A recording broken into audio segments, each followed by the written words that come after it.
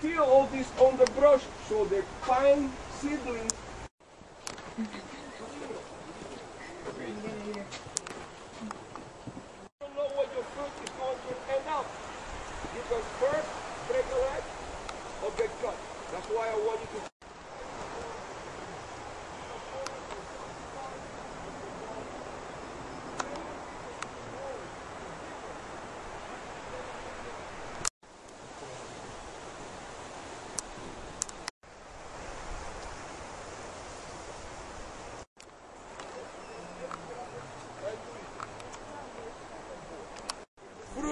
Milkshakes in the universe. It's not just in.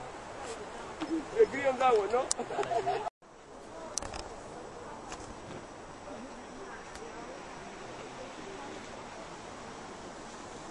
Oh yeah? Right next to it. Oh!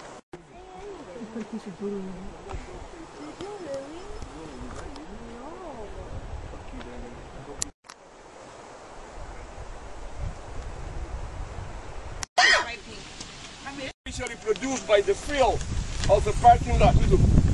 Once we get into that boardwalk, you're going to see that now we are within the dwarf cypress portion of the Everglades, of the dwarf cypress swamp, because there are two species of cypress, or two varieties of cypress: the big cypress and the dwarfs. These are dwarf cypress trees. And again, this is an elevation that is lower than the pines, but it's not lower than the sawgrass prayer. Understand? This is the area where you see the cypress growing. This dwarf cypress tree is part of a sawgrass prayer. It's part of a slough, but it's in between a hammock and the slough. All right, that's why we got these special type of trees.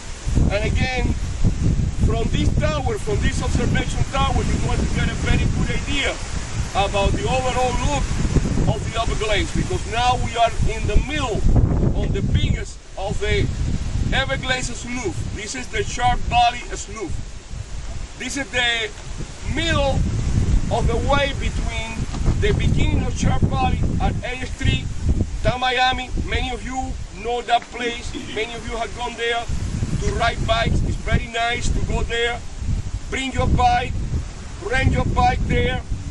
But again, probably to me, one of the nicest experiences there is to do a full moon bike ride.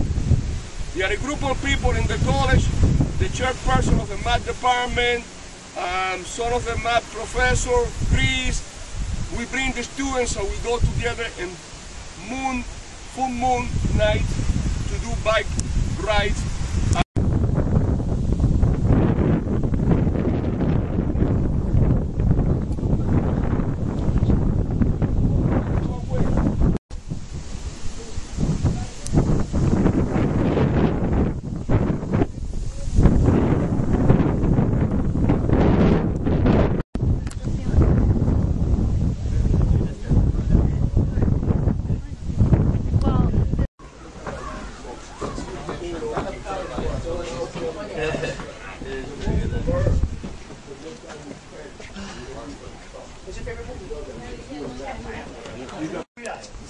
They're a little bit higher in elevation.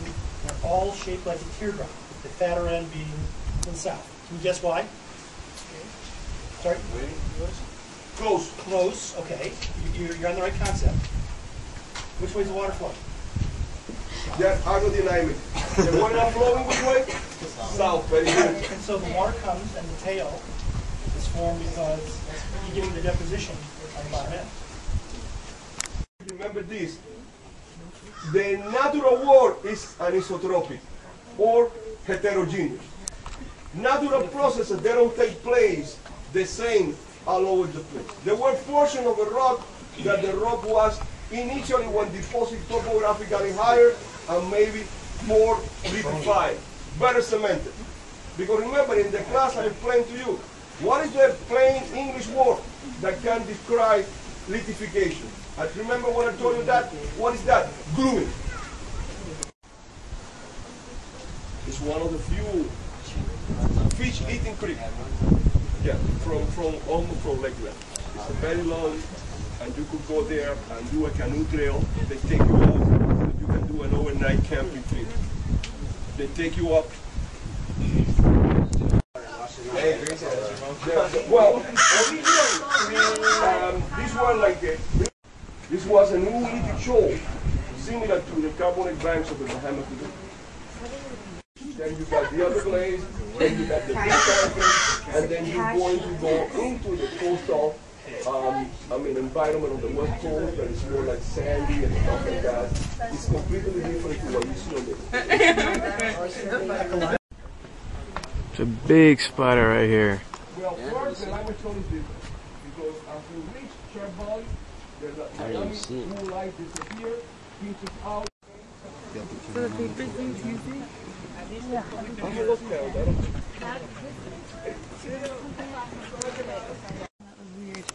What do you think they are again? Spiders?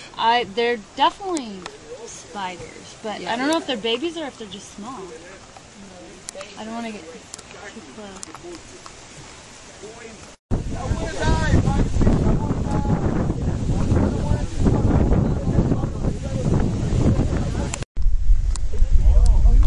Black and yellow,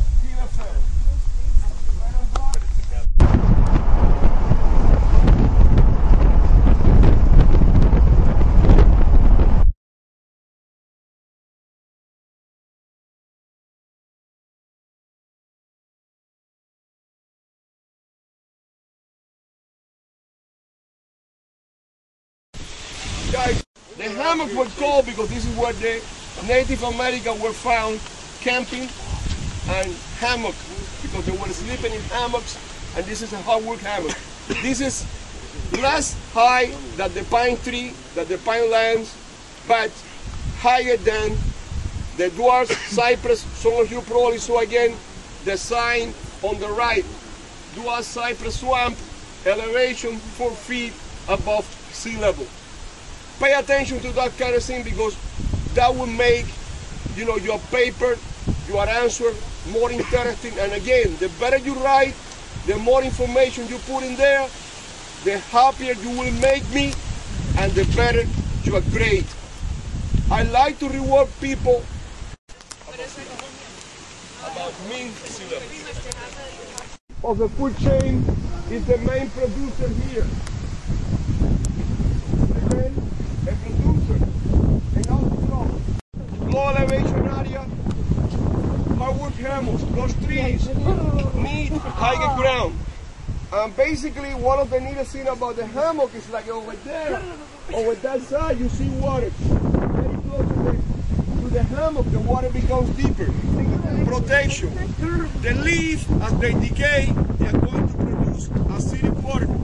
And that acidic water associated with the ring of a hammock produces a depression similar to the moat in a castle. And that barrier of water, of deeper water, is what prevents the hammock from burning. Didn't know that one, Mark? I didn't. Okay, you learned something from me today, my friend. That's what we need to do more of these things together. It's fun. It's a moat, and you're going to see it. Look at the water deeper in there. Here we've got a little mangrove tree here, a pioneer. Prevent because these hardwood trees would burn. These are not pine trees. Pine forest, the bark is like a fire retardant material, resistant to fire. Okay, and this is it. Can they always kill it? Because it's red and peeling. White guy on the sun got drunk on red stripe beer, man, and get peeled by the sun. It's also known as a gumbo limbo. Gumbo limbo.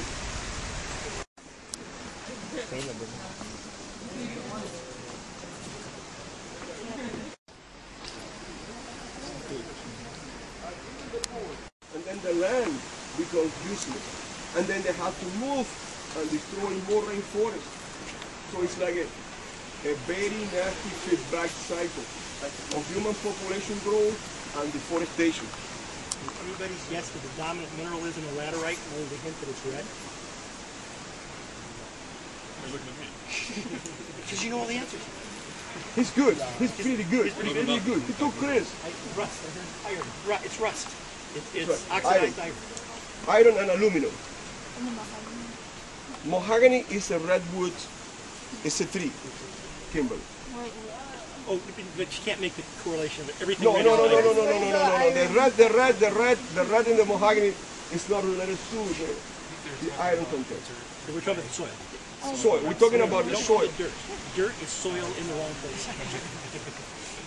Yeah. What about this tree like that there had like white on the bark? If you show me another one, maybe we can tell you something. That one. Oh, where the bark was all peeled off. That was a lightning strike. The lightning went right down and peeled off the bark. Mahogany trunk in here. Look at that. How old that tree was. Like 1,000 years. Yeah, easy. 500, 1,000 years old. That could be a caterpillar. Which butterfly could be that one? I think it is. That's the Alice in Wonderland. A zebra. It could be a zebra.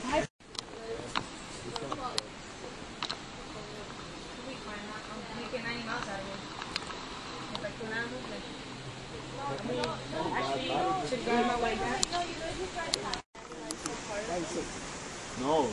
That's one of the questions in this. Oh yeah, it's one of the questions. I thought you meant like it was part of the whole point. No. It is. It's part of one of the questions, but I'm saying we have to turn it in separately. It's also like a separate assignment. Me? Yeah. No, man. So I mean, it's 25 points. Yeah. 89. So it might end up with a B. What's up with the complete stop? I don't know.